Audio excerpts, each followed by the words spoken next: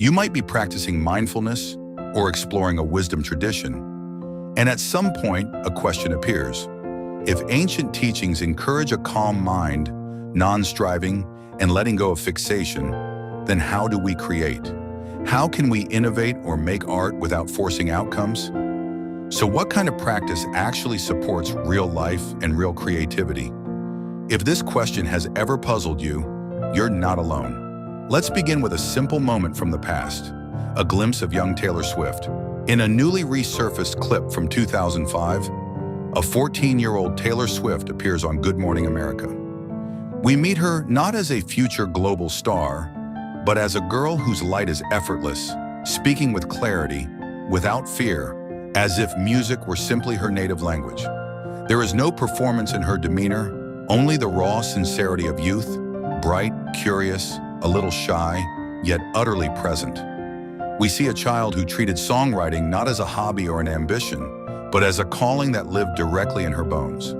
Across East and West, more people now seek spiritual practice, embracing mindfulness inspired by Zen. Yet many may not realize the deepest purpose of any practice is not to become wise or holy, but to return to that state she embodied, the freedom of a 14-year-old soul, innocently creative, unguarded, and whole.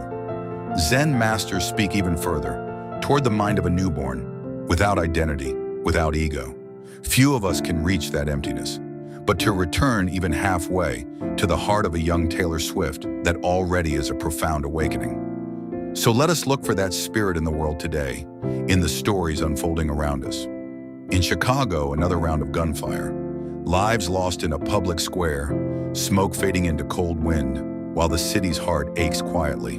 And on the other side of Earth, a groom in America learned sign language for 4 months, not to impress a crowd, but to speak love to his new bride's mother, who cannot hear his voice. In that moment, language becomes more than sound. It becomes a bridge between hearts. Love practiced patiently, so it may bloom in silence. Under South American sunlight, an elderly woman spends half a year preparing a female leopard to return to a reserve where only 2 males remain. Because I fear for all of them, she says. Compassion, vast as wilderness, is sometimes just quiet persistence.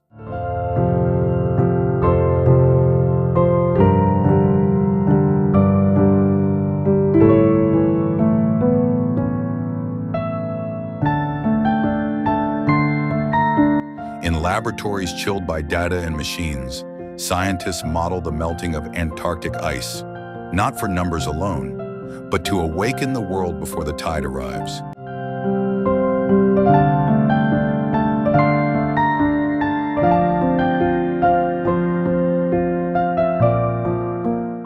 And far beyond our atmosphere, Elon Musk keeps chasing a dream toward rocks and riverbeds on Mars, echoes of an ancient Earth.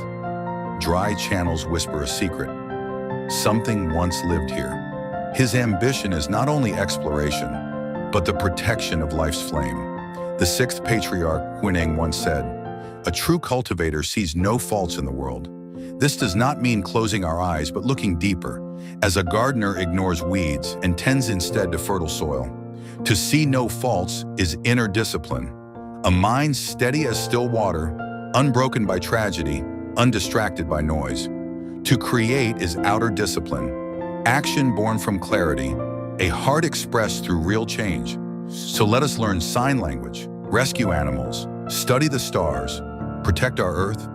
Let practice become creation, and creation become practice. Look, the groom builds connection, the old woman restores a future, the explorer opens new pathways. Each plants a lotus in the dust. True cultivation is discipline in the heart and creativity in the world. The scientist who models the ice, the dreamer who charts a path to Mars, their deep focus is today's meditation. Flow is modern Zen, an artist immersed in paint, a researcher in her experiment, a programmer building invisible worlds. Each is quietly practicing, placing the mind in one place. As the statesman Lin Sexu wrote, "Only when the mind is settled can actions follow true words." From mere awareness to the power of creation, that is the unfolding path of awakening.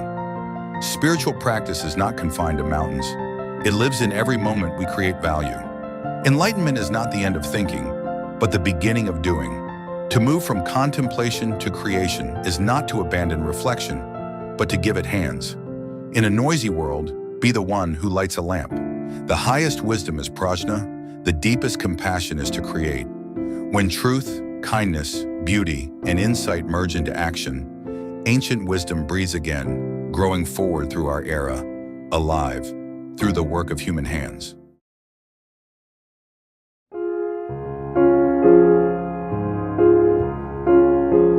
Guten Abend, gut Nacht, mit Rosen bedeckt, mit Näglein besteckt, schlupf unter die Deck.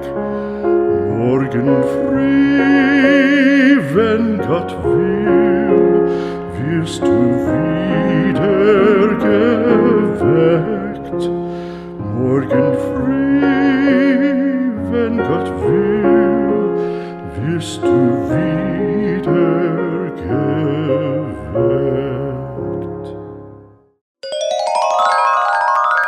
Now allow me to recite a short Zen-inspired Chinese poem. I will read it in Mandarin first because the beauty of its sound carries something the mind cannot fully grasp through translation alone. Here is the poem.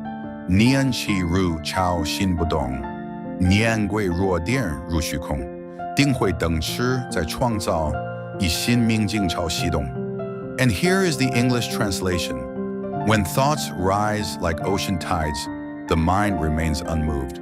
When they dissolve, they vanish like lightning into open sky. With stillness and wisdom held as one, creation begins anew. A single polished mind reflects the world, east to west without a trace.